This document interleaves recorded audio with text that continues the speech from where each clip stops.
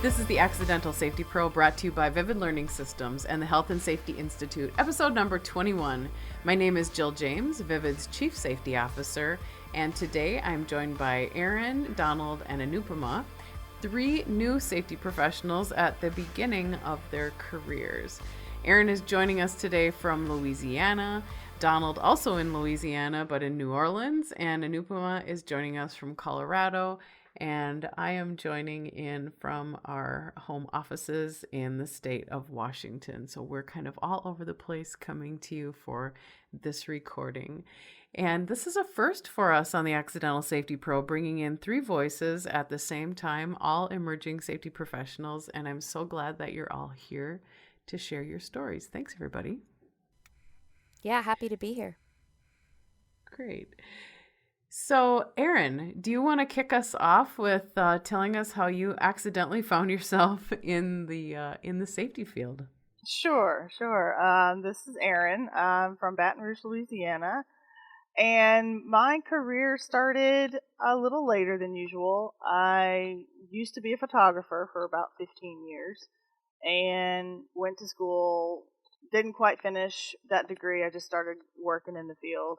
Then my company that I worked for decided to sell, and I was left with a decision: do I stay or do I figure out something else? And so I went into looking at the local colleges around here with the help of my fiance, who used to be in the oil field. And he talked about the safety people that were on the rigs. He said, you know what, that looks like something that we could do. And I said, okay. So I looked at the curriculum, and it was local, so I could commute and still work. They had a couple online classes. I could still work and do schooling. And so I went into the OSHA program at Southeastern Louisiana University in Hammond, and they have a 4-year degree program where it's occupational safety, health, and environment. So you get a little bit of everything in the industry. And so I went into that, and since I was an art major way back in the day, this was a bachelor of science degree. So I was basically starting my schooling completely over at 30 some odd years old. So it was a pretty big change for me. Right. So I enjoyed the classes. They were things that I could relate to from being in the workforce, whether it be photography or one of my many odd jobs that I've held. Sure. But you were a very focused student at that point in your life. Right. I thought, you know what? I'm a little older and wiser now. Maybe I'll get through schooling a little bit easier. And so you just recently graduated too, correct? I did. July of 2018 was my official graduation, and ever since then I've been working part-time as a EHS compliance manager for a local auto shop. Okay. And I'm currently looking for a full-time position. Excellent. So here we have Aaron, young safety professional just starting out, who's also in search of that first full-time employment. That's wonderful. And so are you going to be looking various places of the country? Are you interested in a specific area for anybody who's listening and thinking, I know of a job? I have been looking all over, and I've applied all over the place. But recent things have changed to where my fiance is taking a new opportunity in Southeast Texas. So I am trying to focus more on that area now. Wonderful. Yeah. Okay. Very good. Well, good luck to you on your pursuit and your search. Thank you. So yeah, Donald, you're up next. How did you find yourself in the world of occupational safety and health? Hey, how's it going?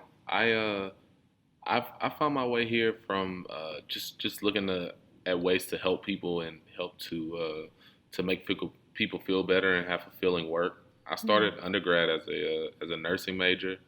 I quickly learned on my clinical rotations that people don't really enjoy being at the hospital because it's a major inconvenience. So that kind of environment I didn't really enjoy too much. So I looked to change my major. and I changed my major to health science. I started working. I got a part-time job at the university. I was a university employee, the school I was going to, and Mm-hmm. I worked for the risk manager, and she handled OSHA compliance and hazard identification and control for the campus for outside people, and as well as the students of the school and Mm-hmm. employees. So I helped write a lot of the safety programs when I was in undergrad at my Mm-hmm. school, and I did a lot of the lab safety projects. Went to a lot of events to ensure that everything was in place at that time. So I really enjoyed it, and then the program I was in the School of Public Health at my university. So Mm-hmm. I looked into occupational health and industrial hygiene. So I got a master's of public health and occupational health and safety management and industrial hygiene. Wow. And I've been working in the oil and gas area, downstream refining, for approximately 6 years. So that's how I got here, really. Oh, I'm wondering, oil and gas. Is there anything that's been surprising to you about it, or what's that been like for you? Just the onboarding process for new employees. People have very different backgrounds. They have varying degrees of knowledge of high hazard, working in high hazard environments. So it's a lot of work on the front end.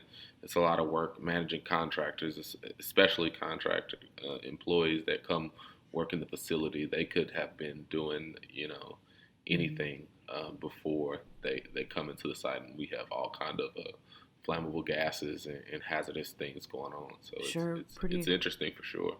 pretty intense onboarding. Yeah. Yeah. And does it feel different for you now? You said you started out in nursing where people are in they don't want to be in a hospital setting.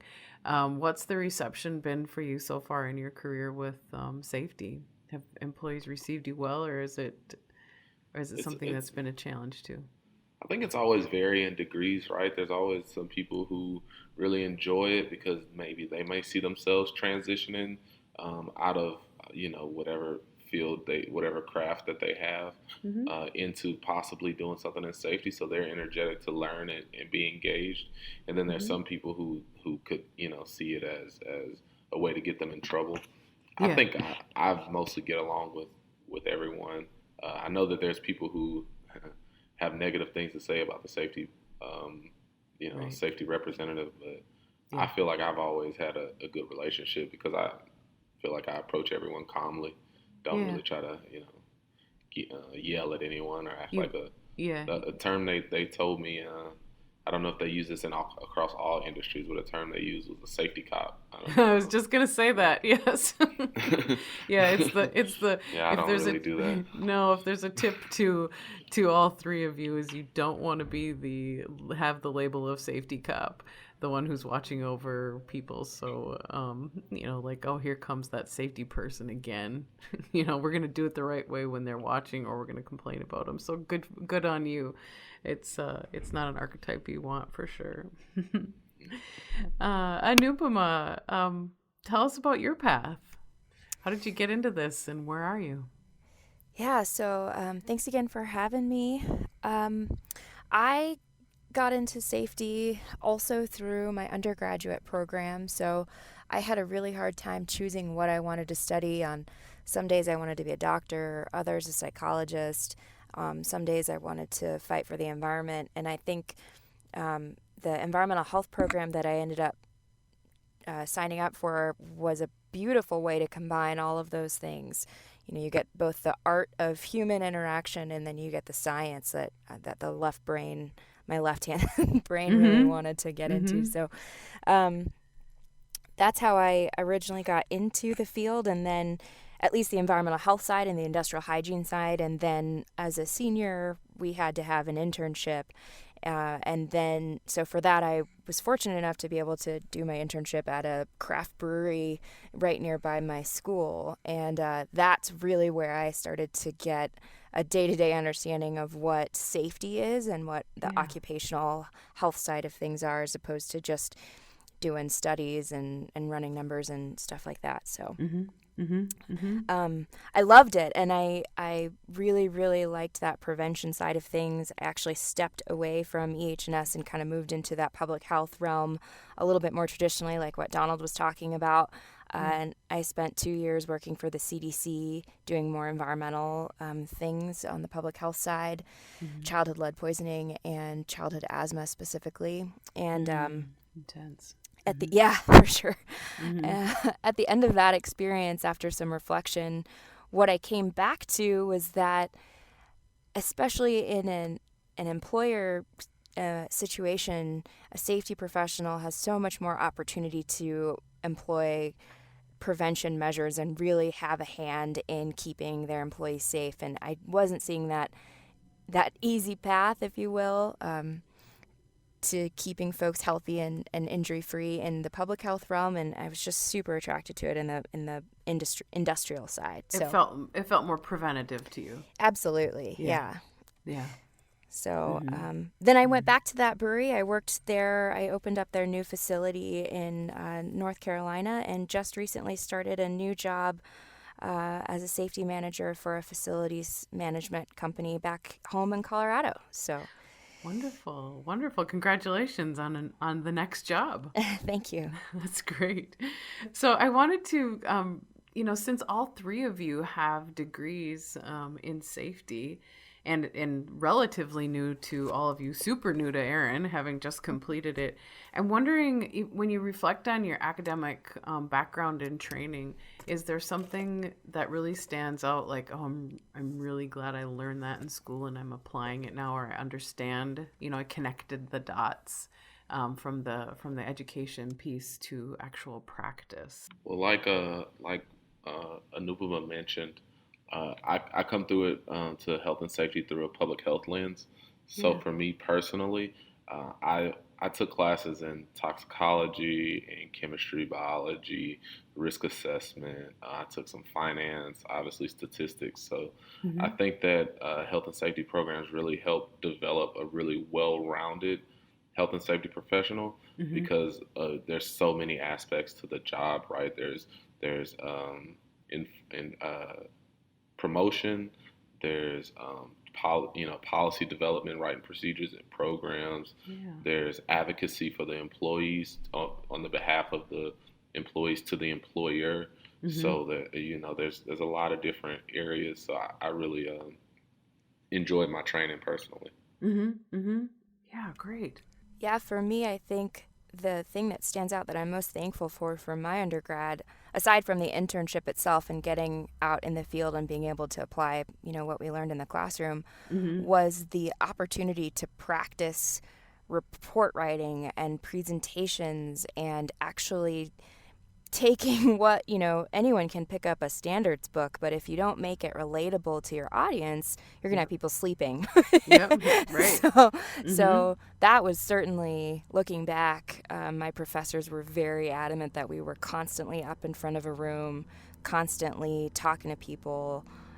That was super helpful for me. That's awesome. Yeah. Erin, how about you? Yeah, I completely agree with Anupama that aspect, the internship and everything. It really puts you out there.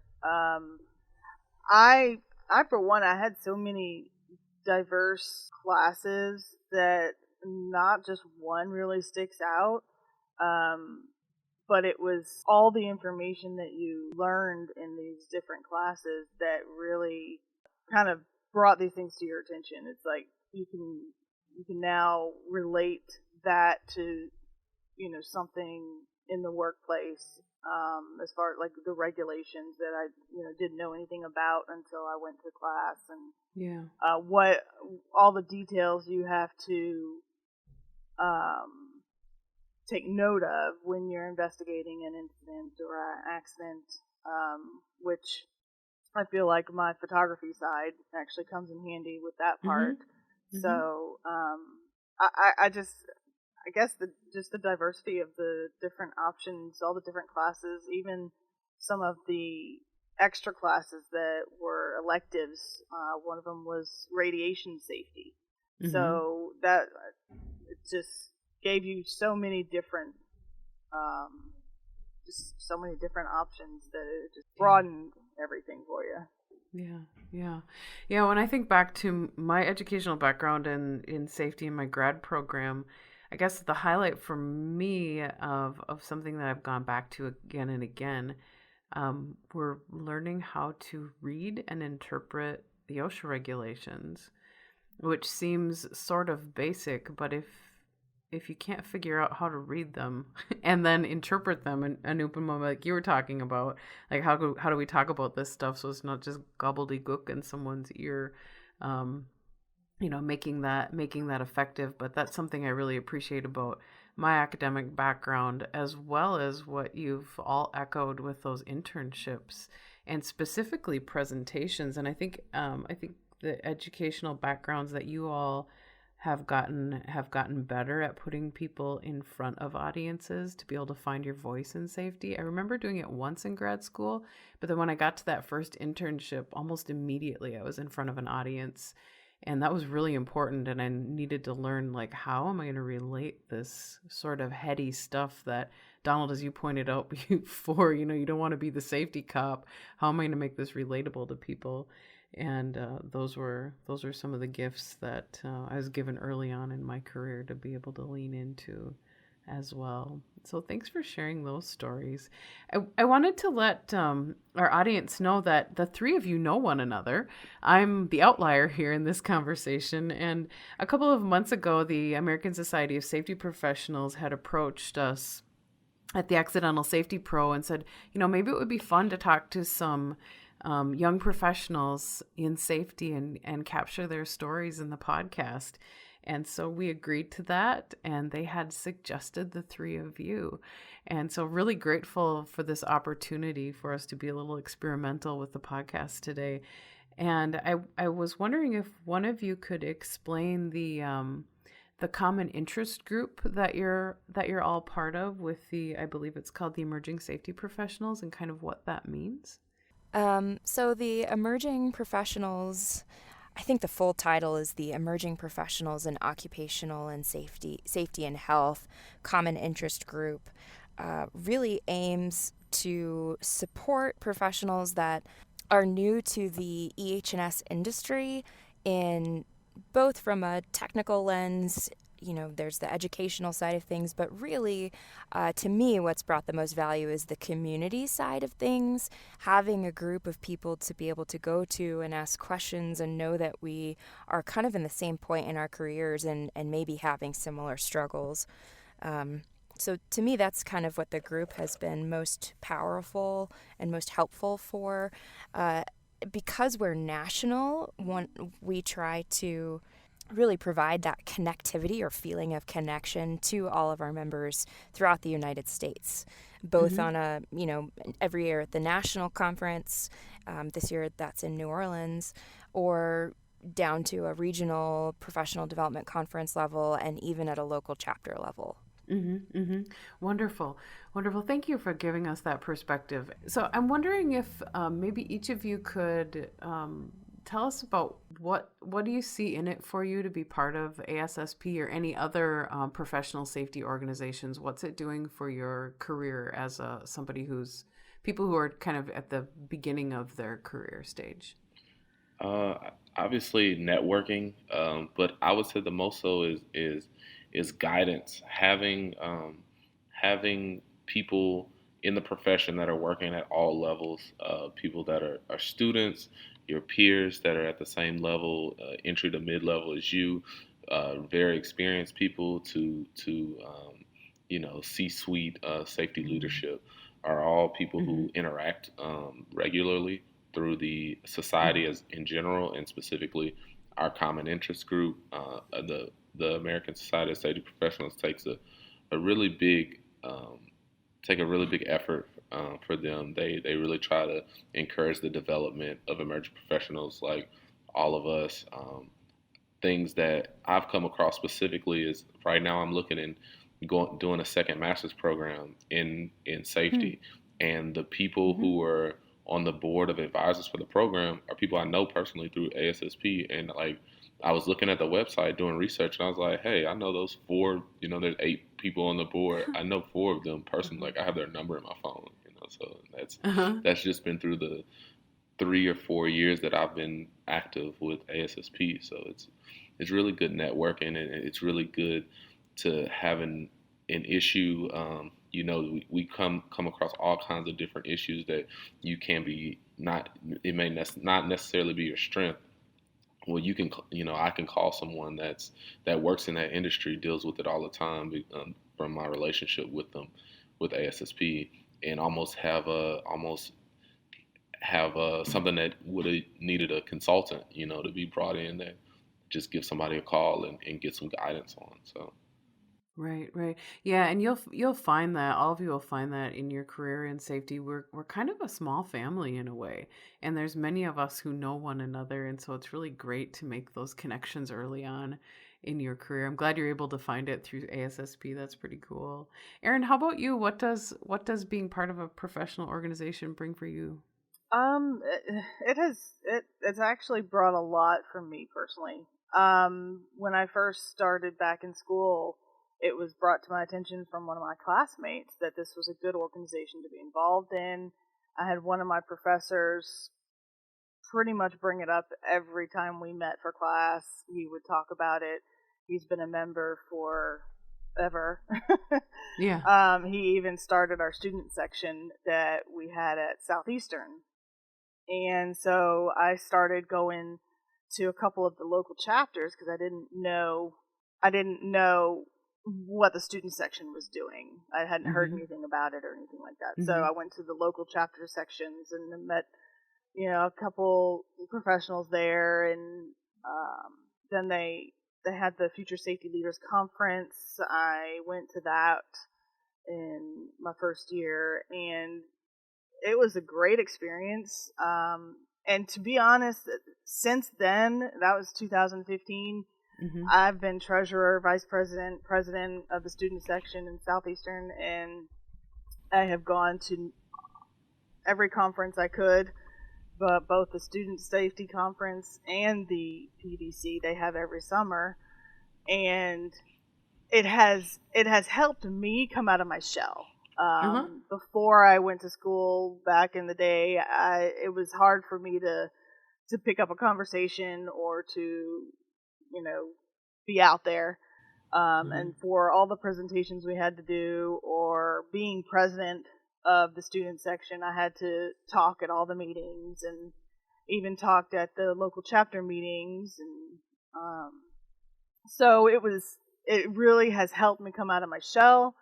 I've done a lot of networking. I've met a lot of great people. Our local chapter is as active as I have known a local chapter to be. I know some are not as active, but they do a golf tournament annual every year that helps raise money for this. They have 2 scholarships through the ASSP that they give to both the LSU students and Southeastern, and it's just been a really good thing for me. I've been very involved, and we grew our membership at the student section from 30 to 60 members in one semester.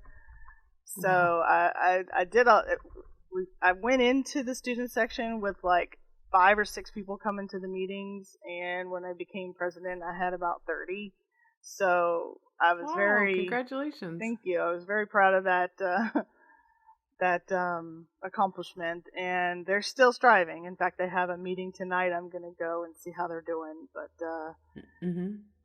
it's really the most thing I can say is given me a great opportunity to network Mm-hmm. and got me my internship, and I've met a lot of great people. So right now, I mean, local chapter even put me as their membership chair for the local chapter once I graduated. So it's been a really good experience.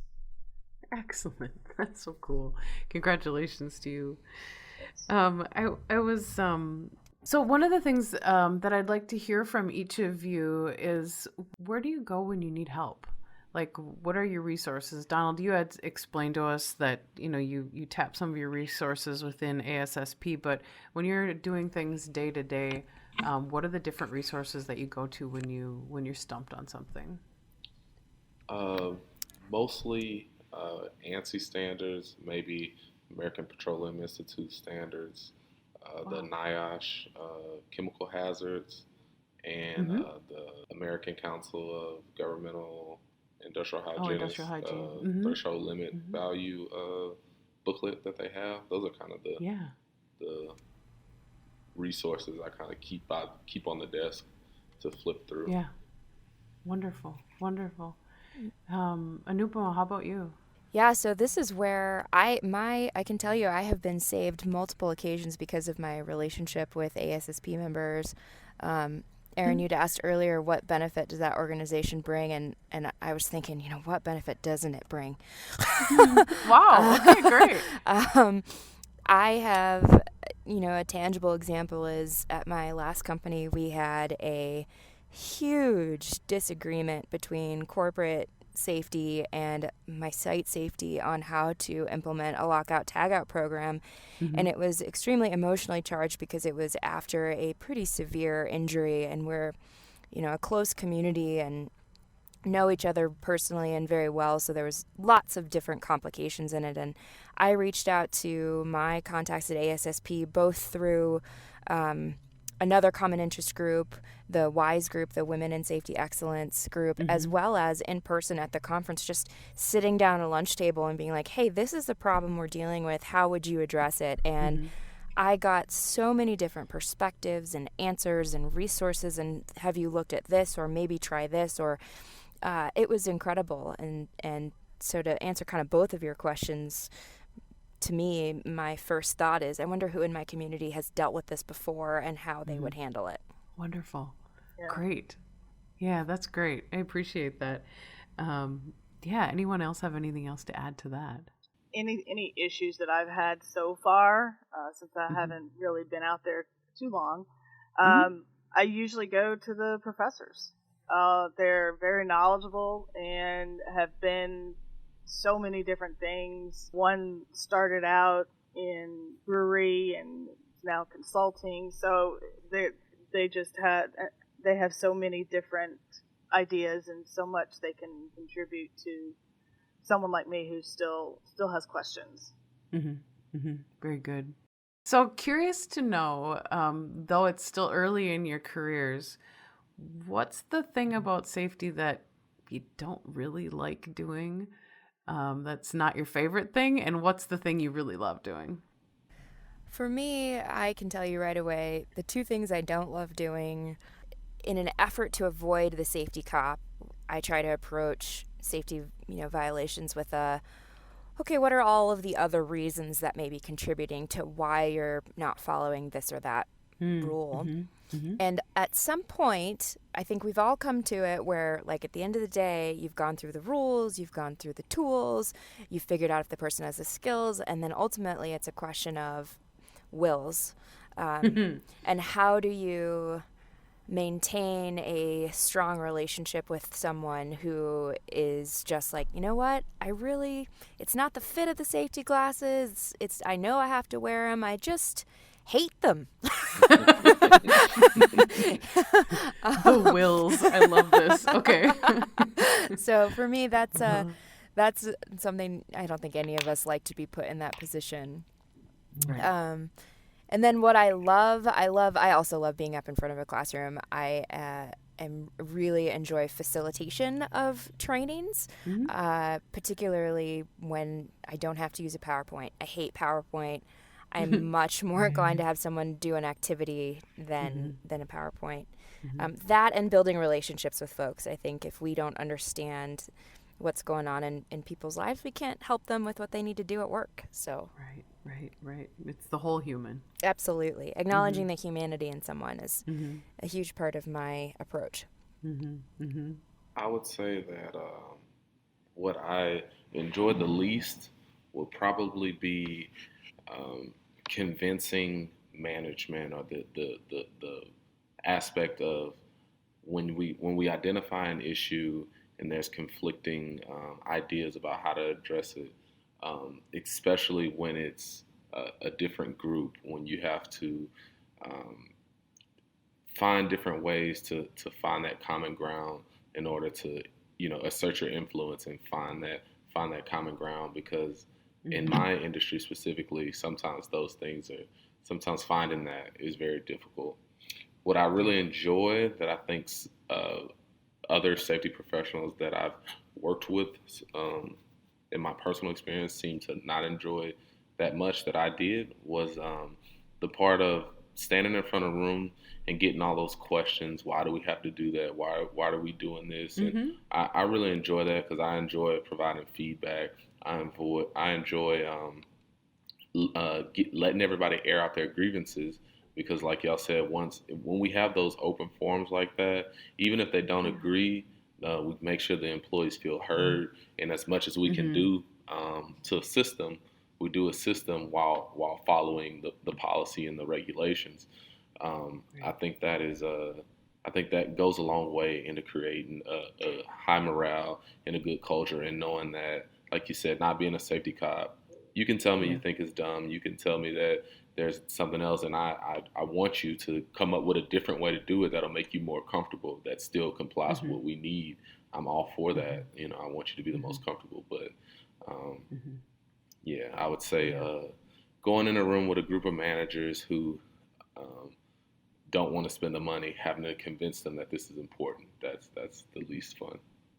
Yeah, I think a lot of people would agree with you on that one, Donald. That's one of the harder aspects of our work.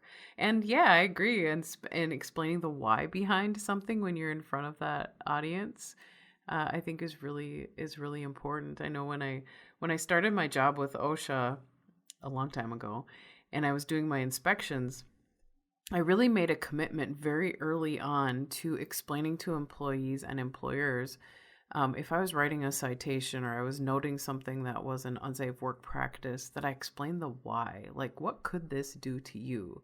What could, whatever hazard, physical hazard it was, what could it do to you that would impact you personally where you are right now? What could happen or what has happened?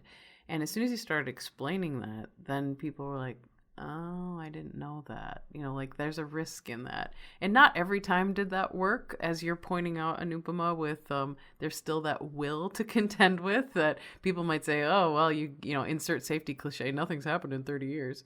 But it's certainly a truth in our industry. If you can explain the why, oftentimes people will be better adopters. So I'm wondering, if the three of you, as we're kind of rounding out our time together, one of the questions that I think employers in general still are learning about our profession is the depth and breadth of what it is that we do on a day-to-day basis. The numbers of different sort of topics, the numbers of different sort of like fires that are coming, into our offices, over our phones on a day-to-day basis, kind of like all the different sorts of things that you tackle. And I'm wondering if maybe we could just start naming some things off and sort of going around robin of topic by topic by topic of things that maybe you're working on now, or things you've worked on in the past, or things that you've done that you're like, that was a once and done thing, or gosh, I can't even believe I did that. I didn't know the job was going to be this. Those kind of things. One that caught me off guard was evaluating the compliance of protein muffins from a byproduct of a process. Yeah. Wonderful. Okay, next. Um, I'll say I feel like I'm the field HR representative. I get all kinds of complaints about Yeah. all type of things that aren't necessarily health and safety related, but in order to keep those relationships and to make them feel comfortable coming to me, I just sit there and listen to it all and Yeah. bring it to the appropriate group that I feel. A lot of things that I do is that I didn't know that I was be expected to do at times. Was equipment inspections, specifically for Mm-hmm. like crafts that like for like lifting and ladders and other things like that. I Yeah. understand that there are programs and they need to be inspected and all those other good things. but I didn't know I was gonna be the one going to do it. So Doing yeah, it. Yeah. so, Yeah. Yeah. So another one that just happened to me a couple weeks ago is I was in the middle of lunch. I was working and eating in my office, and a gentleman walked in and he said, "I hope you don't have a queasy stomach. I'm covered in human feces." Oh gosh. Whoa. Yep. So that was it ended up being a whole hazard evaluation, right? Uh-huh. Well, I have biological hazard. What are we gonna do with this? I had Yep. one of And another, oh, go ahead. I had one of our cleaning crew. I had one of our cleaning crew people come to me and ask me about our sanitation or health or pro policy or if we have anything in place. And I was like, bloodborne pathogen. And he was like, yeah, we got this person that comes, they're cleaning the bathroom and they're eating while they're in the bathroom cleaning it. And then then that person use the restroom and don't wash their hands because it's just like, yeah, okay. Oh man. Okay, we got some health initiatives coming soon. Okay, cool. That's a good one. You know, on that HR front, one that surprised me was being involved with personal safety issues that show up at the workplace. So stalkers that might show up. Yeah. You know, workplace violence is a hot topic right now, especially for women. So that was a surprise. I've had two guys get into it in the parking lot over a parking spot. One person was driving too fast. Another person cut in front of them to get into the parking lot. And they were about to get in a fight right there in the parking lot. And I had to come interject and be like, hey, man, like, what are y'all doing? Like, stop. And they're like, nope, we want to fight. We're going across the street outside of the employer parking lot. And we're going hash it out. Wow. Yeah, interesting. I've had people who were responded to a complaint where employees were shooting one another with nail guns. Ooh. Oh my gosh. Mm-hmm. Aaron, I think you were trying to say something earlier. We had to, unfortunately, the safety department had to take away the company's tetherball pole after someone, I mean, it's wild, one thing to the other, right? After someone was playing tetherball on the clock and broke an ankle. Oh wow. Okay. You know, there's I think a lot of safety professionals have dealt with the you didn't think you're going to have to deal with how loud could the music be in a workplace setting, and the answer is when it puts you over the threshold. Yeah. And so then you have to institute a policy on how loud and is it the same station? Is it the same type of music? You know, who gets to have what kind of music? And you can't, you know, go over 85 decibels, including the tools and equipment that you're using. And so that might be an unexpected one that you didn't think you're going to deal with in your workplace too. We had a field day in the middle of winter, and the task was to figure out how we could play football inside one of the production hallways. Still have it be a safe environment. Still have it be safe. Yeah. Have any of you gotten into environmental compliance things where you thought that maybe you'd be more of a traditional safety person? Has that stuff come your way? For me, I started out on the environmental side of things, so I actually went the other way. Yeah, I came in with the expectation of having environmental responsibility. I did in my first position, and now where I am now, there's an environmental group that handles that, and we do just health and safety. When you think about all of the things that make up a safety budget, yet many safety professionals don't have money or don't have a budget, what are some of the things that you've had to find ways to secure funds to be able to do or to be able to buy? So something that's been surprising to me as I transitioned into this new role is we're in a customer relationship and everything is very dependent on the contract. So the way one main contract is written is that the customer pays for all PPE and PPE programming, like electrical gloves and all of that. So the process to obtain is so much longer because instead of just going to my employer and saying, hey, I need 14 pairs of electrical kits, it has to go to the customer, it goes to their account, it's reviewed by their safety professionals and then approved. So nothing can be done last minute. And that's definitely been very different than when I had my own budget and I had a P card and I could just get what we needed whenever we needed it. Yeah, so you can't pivot quickly and provide people what they need if it takes you a couple of weeks to get the funds. Donald, how about you? So I, at my first position, I did not have a budget. I had to go through production had a budget, and Mm-hmm. I had to just fight and beg and plead to get everything that I needed from production. And in my current role, that is not a responsibility that I have. So I have very limited experience fighting that battle as of yet. Mm-hmm. Mm-hmm. Mm-hmm. Well, it may be nice to have a break for a little while then. Yeah. Yeah, yeah.